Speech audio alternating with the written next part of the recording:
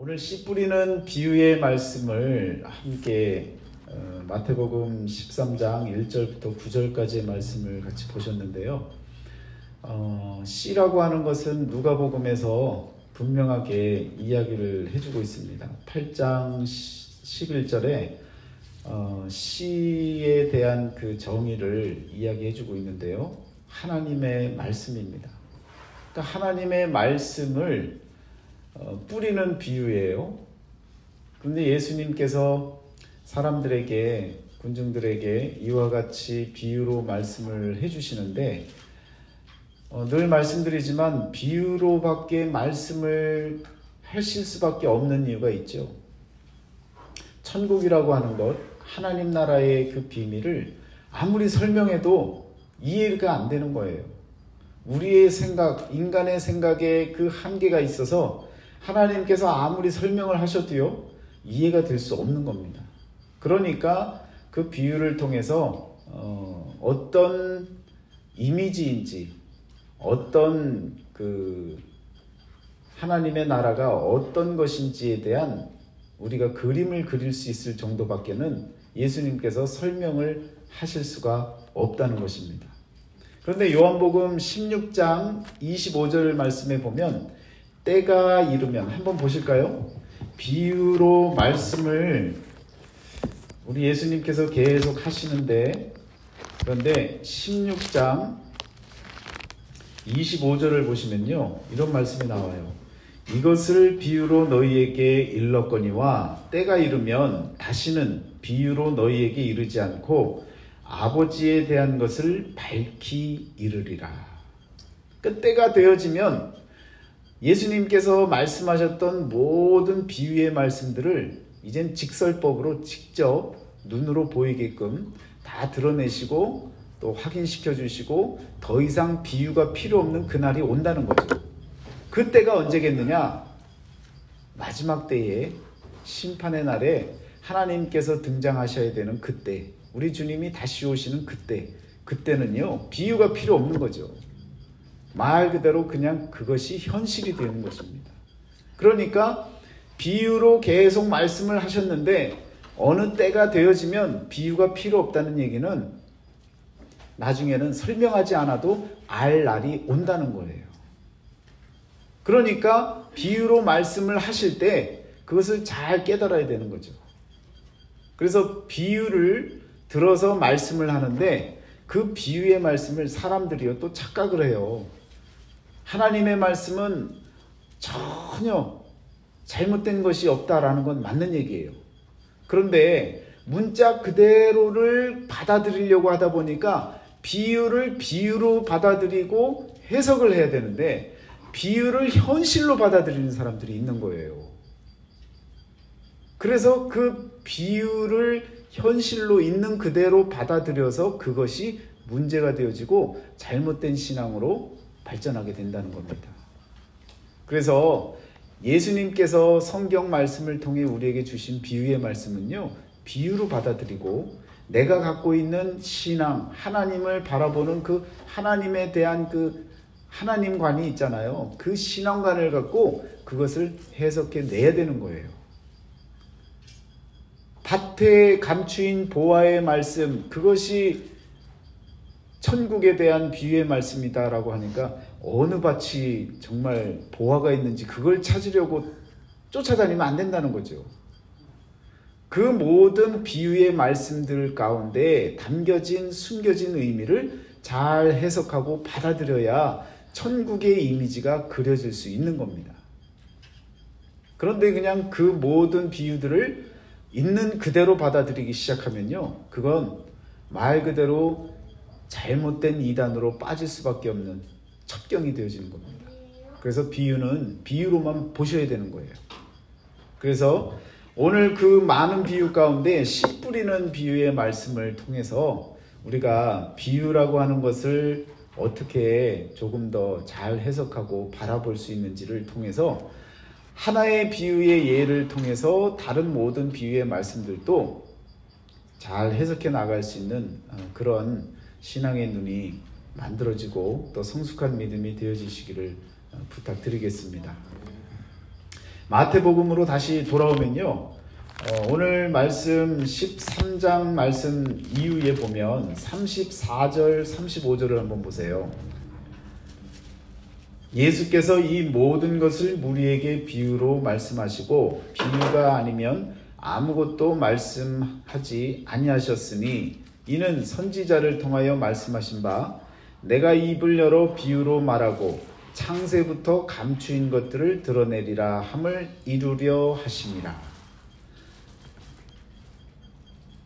창세부터 감추어졌던 그 비밀들을 비유를 통해서 말씀해 주신다는 거죠.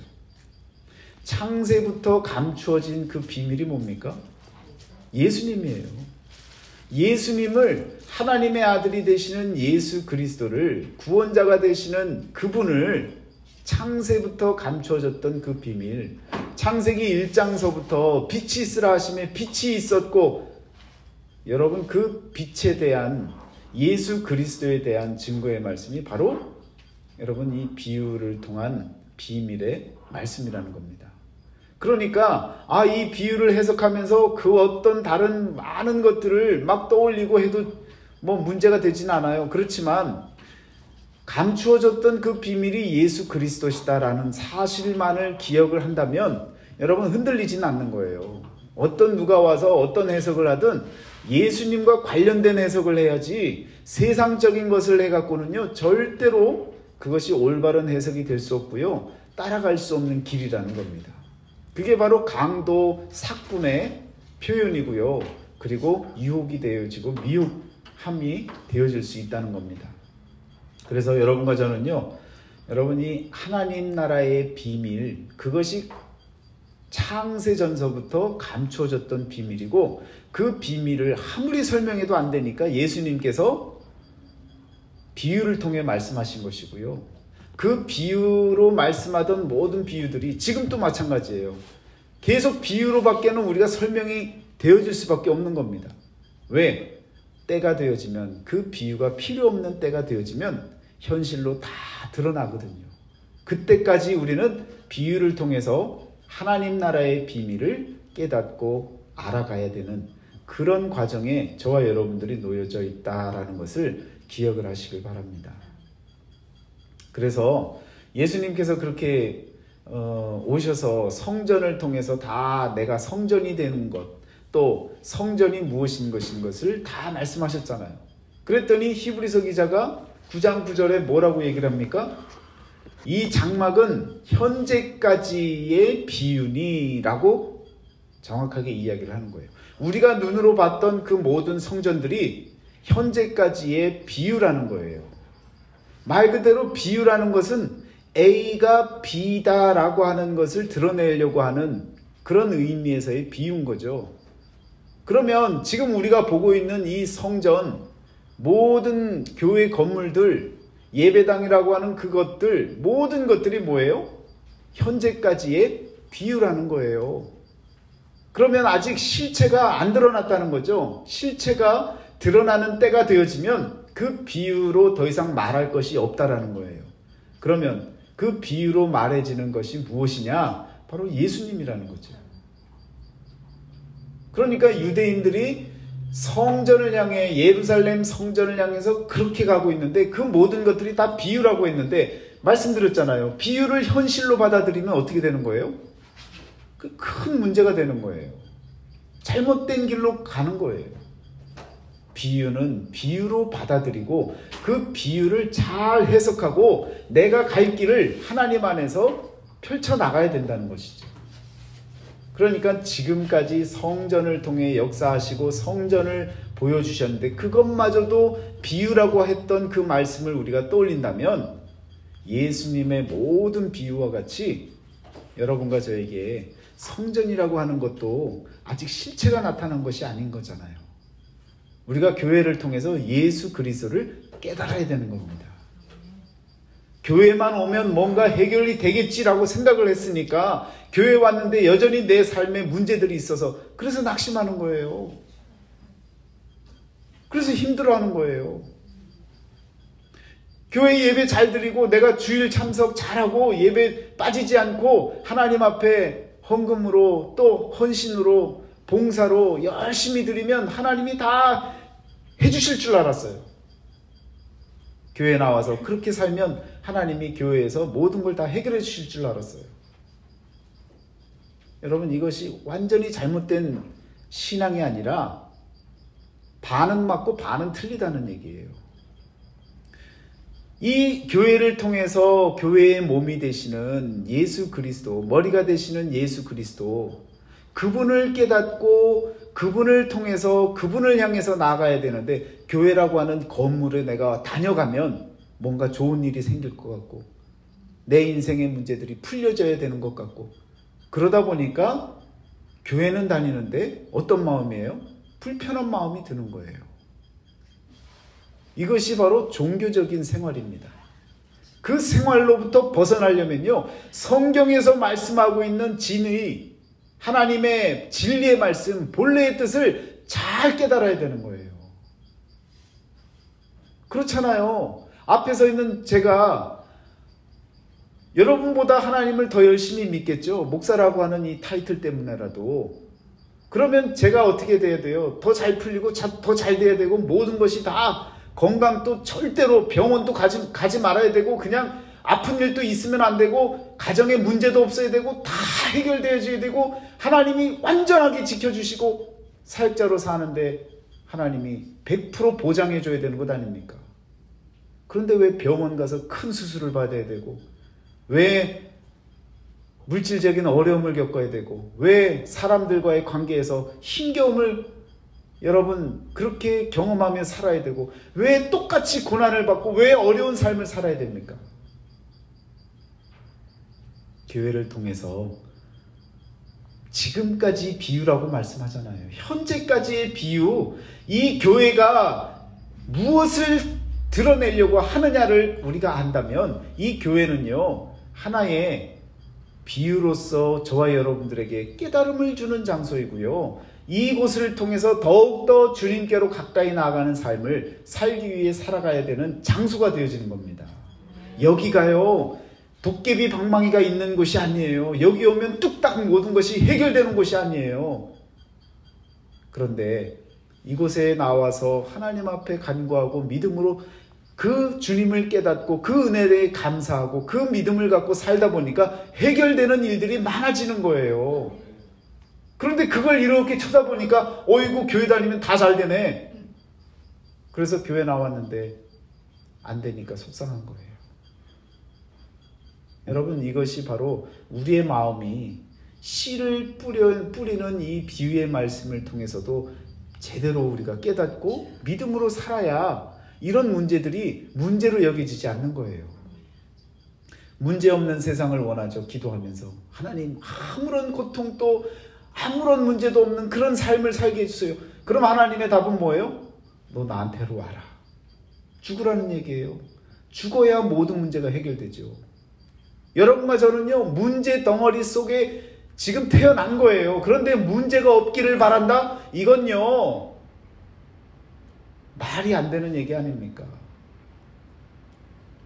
여러분과 저는 그러한 그 말씀, 하나님께서 우리에게 모든 것을 통해서 마지막에 현실로 드러날 그때까지 비유로 여겨지는 모든 것들을 비유로 받아들이고 올바르게 해석하고 하나님께로 나아갈 수 있는 그 길을 바라볼 줄 아는 그런 믿음의 눈이 열려져야 된다는 겁니다.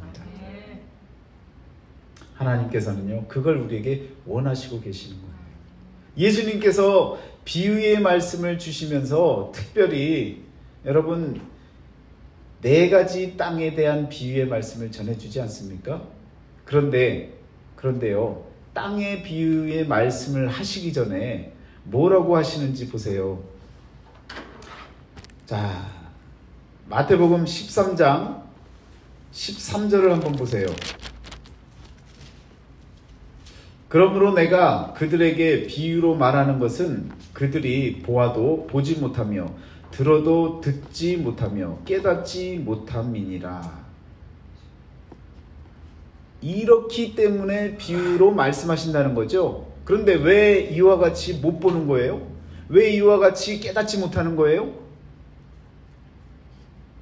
14절, 15절 말씀 거길 보세요.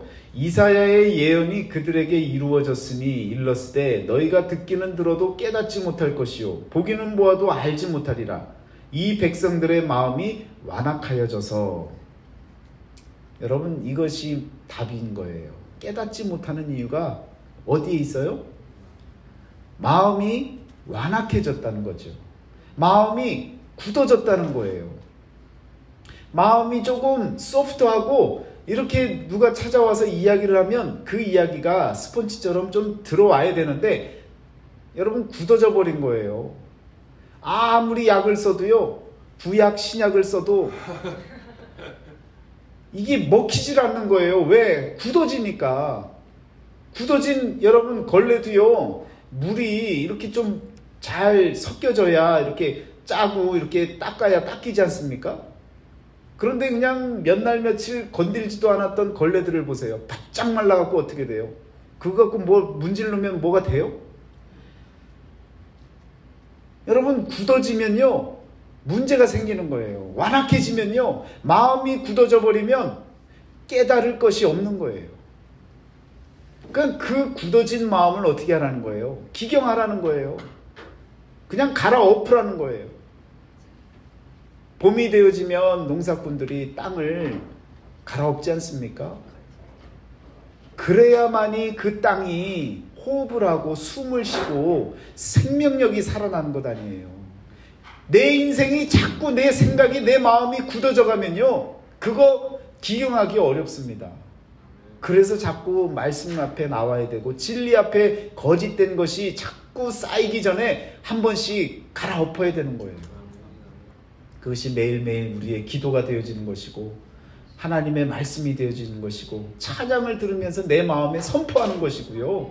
이렇게 수요일날 함께 모여서 하나님의 말씀을 들으며 내 마음이 굳어지는 그 모든 것들을 다 무너뜨리는 거예요.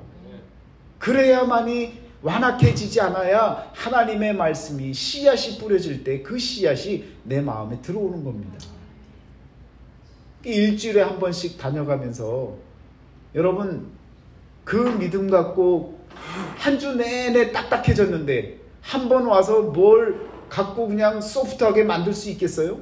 매일매일 무너뜨리고 자꾸 그냥 손을 대고 갈아엎어야 되는데, 그러지 않고 그냥 비가 오든 눈이 오든 가만 둬보세요. 그러면 그냥 그것이 얼마나 딱딱하게 굳어져 버립니까? 저희 집에 잔디에요, 딱딱하게 굳어진 부분이 많아요. 겨울 내내 손도 안 댔거든요. 그랬더니 잔디는 하나도 없고요, 땅이 굳어져 갖고요, 아무것도 안 나오는 거예요. 이거 해결하려면 뭡니까? 갈아엎어야 돼요.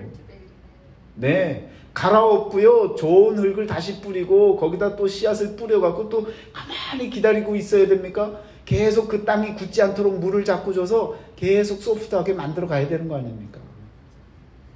우리 생활 가운데 그런 모습을 보고 우리가 다 알잖아요. 우리 마음도 똑같은 겁니다. 딱딱하게 굳어지는 것, 세상적으로 그냥 탄탄해지는 것, 그러면요 말씀이 들어갈 일이 없는 거예요. 세상 생각이 가득 찬 한 주간을 살고 주일날 그것도 나와서 1시간 가운데 설교 말씀, 제가 그나마 설교가 좀 길어서 한번 캐보고 그냥 부수려고 하는데 쉽게 되지 않는 거예요. 여러분, 마음이 완악해진다는 것, 마음이 굳어진다는 것, 그것은요 말씀을 들어도 깨닫지를 못하게 되어진다는 겁니다. 자, 오늘 말씀에 4가지의 땅의 비유가 있잖아요. 그 비유의 말씀을 예수님께서 말씀하시면서 뭐라 그래요? 마지막에 귀 있는 자는 들으라 라고 말씀하시는 거예요. 여러분, 귀 있는 자는 들으라 이미 다 말씀하셨잖아요. 그럼 다 들은 거 아니에요? 그런데 귀 있는 자는 왜 또 들으래요? 해석하라는 거예요. 잘 깨달으라는 거죠. 그 말씀이 뭘 얘기하는지를 여러분 묵상하라는 거예요. 그런데 우리는 그런 묵상 없이 그냥 4가지의 비유를 그냥 딱 머릿속에다 넣어놓고 그걸로 내가 말씀을 잘 안다고 생각하는 거예요. 이 말씀들을 해석할 때 내 상황이 어떠냐에 따라서 말씀이 달라지는 거예요. 여러분, 이것이 어느 때에 내가 해석을 하느냐에 따라서 이 말씀의 내용이 달라질 수 있다고요. 그러나 하나님의 마음 가운데 내가 이 말씀을 받아들이고 해석을 하면요, 언제나 나를 살리는 말씀으로, 나를 지켜가는 말씀으로 해석이 되어지는 겁니다. 그러니까 그 마음을 여러분과 제가 굳어지는 마음이 아니라 아주 부드러운 마음으로 여러분과 제가 기경한 마음, 그 마음을 갖고 하나님의 말씀을 받아들여야 되는 겁니다. 그래서 귀 있는 자는 들으라 라는 이 말씀은요, 들은 말씀이 전부가 아니라 그걸 갖고 네가 잘 해석해라. 내가 무슨 말을 하려고 하는 것인지, 천국의 비밀, 하나님 나라의 비밀이 무엇인지를 잘 깨닫도록 자꾸 돌이키고 돌이켜봐라. 그 말씀을 드리고 있는 거예요.